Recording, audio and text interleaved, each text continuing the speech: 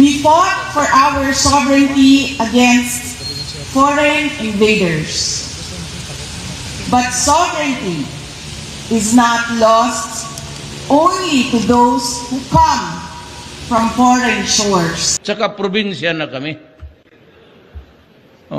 Province of Philippines, Republic of China. Nawawala rin ito sa tuwing ang serbisyo publiko ay nagiging pribadong negosyo. Yung mga flood control projects, kailan kayo nag-engage ng flood control projects sa DPWH? Siguro mga 2016 onwards. Please make sure of your answer. Yes po, 2016 onwards po. 2016 onwards? Yes po. Kung ang mga opisyal ng gobyerno ay sindikato sa pagnanakaw ng pera ng bayan. Marami rin akong nanakaw pero naubos na. So, wala na. Hindi ako nang pero corruption is really out during my term.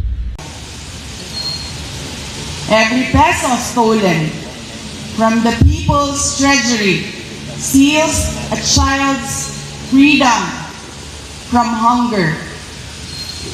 It steals a student's freedom from illiteracy or substandard education. Give me 100 billion, I will solve all the problems of basic education. And that is what I want to reiterate as well to Congress and the House of Representatives. If you give us, the people here sitting in front of you, 100 billion, we will be able to solve the problem in 6 years. It steals a patient's freedom to obtain quality health care. It steals a worker's freedom to earn a decent living. Every ghost project is a classroom never built. Ang DPWH, ang pinaka-racket dyan is yung ghost project. So walang delivery ghost project. Marami yan.